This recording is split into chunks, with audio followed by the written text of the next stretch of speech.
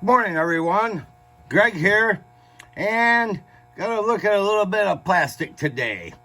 It's election day morning, and as soon as I get done with this video, we're gonna take a little walk across the road, go and vote. But in the meantime, I thought all you glue sniffers and styrene junkies needed some more to look at. I know you've seen this car plenty of times. It's been all over Facebook, it's been all over YouTube, it's been in the Hobby Lobby. Everybody seems to have their hands on this kit, and I had one as well. If you remember my summer stash video, this one showed up, and I want to talk about that a little bit later, but first I want to show you a little surprise that I got here Saturday morning. My wife and I took a little road trip for shopping, and went out for a noontime lunch and came back, and sitting on the front porch was this. It's like, ooh, that's pretty cool. Now, I know where it came from. My buddy Garth, who always seems to be able to sniff out styrene better than anybody, left this on the porch. So I busted into it, and it's good news, bad news. The good news is some of the parts are already still in their wrapper, which it's a good sign. But apparently somebody raided all the chrome parts off the tree. So there ain't a whole lot left in here. The decal sheet, some tires, and some bits and bobs that I can probably utilize, but I guess I'll be trying to figure out what to do with this. May have to look for another motor, but I think we should be able to do something with that. The next thing is that I realized that I showed the Ford Starliner kit, but I think part of the deal is that I'm supposed to do a box opening and show that the whole thing is there. It's still in its original wrapper. I think I did open up the body at one point in time. I'm just curious to see how it looked. It is pretty. I added I think a set of tires that I may swap out. All the rest, everything is bagged up, so it's a new pristine kit. So that's what we're going to get busy on. Got to get that in the Dawn detergent, wash it up a little bit, and get ready to build. So back to the 57 Chevy. I obtained one of these, but then I come to realization after looking at it that I had this in the stash. 257 Chevys. That's cool. I love 57 Chevys. Probably one of my favorite cars. But the curious thing is, they're both AMT kits, but they're definitely different kits. Totally different kits. This one here, roughly 70 parts. Yeah, okay, you can hear them in there. This one here, that's packed in there tight. So there's way more than 70 parts in here. So let's take a little deep dive and see what we got in these kits.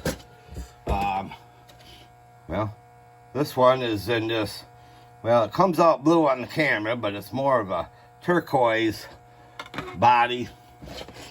And the other kit, body seems to be pretty much the same. This is molded in, typical gray plastic. The bodies look pretty similar size, but there are some definite differences here. If you look at this has got the ribs in it. This one's smooth.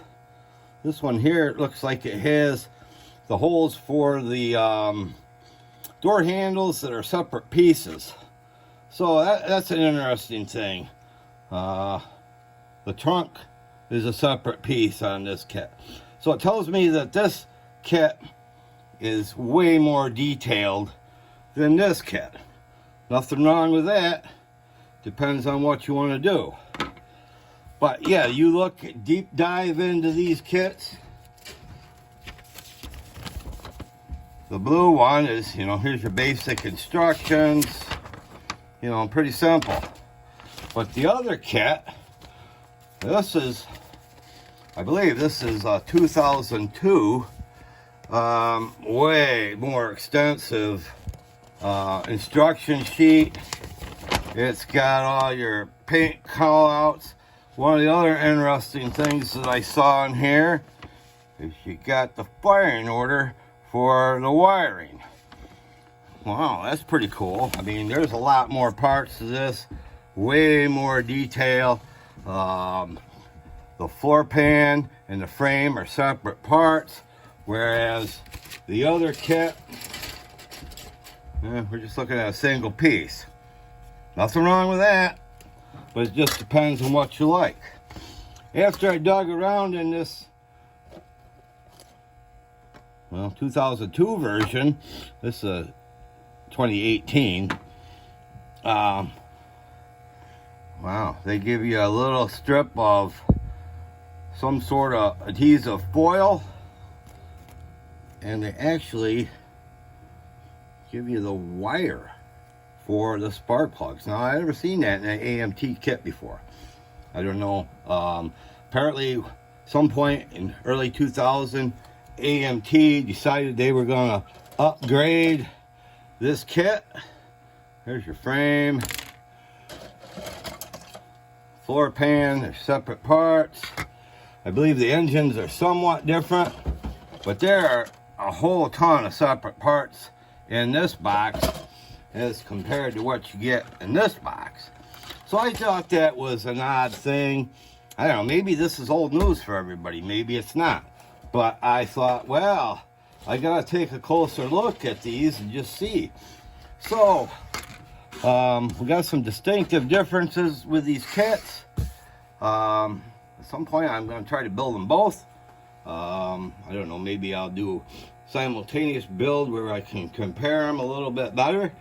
But I know a lot of guys are out there building the blue version of the kit. I see a lot of them.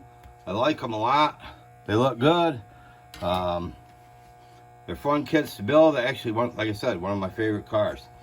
So that's just a quick review of a couple of kits. I mean, the chrome pieces on the blue kit, I don't know, it's got, you know, a fair amount of chrome. The other kit, well, they even give you the white wall inserts.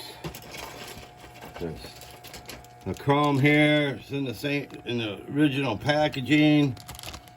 You know, I don't know what the wheel differences are. They look pretty much the same, but there's a lot more to this the yellow box than there is the blue box. But that's all right.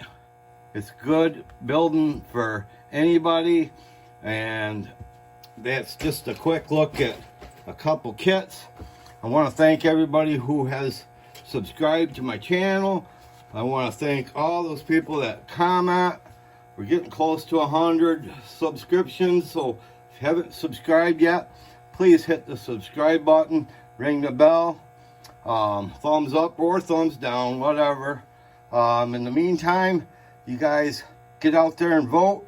It's your right. And after that, enjoy the rest of your day. We'll catch you on the next one. See ya.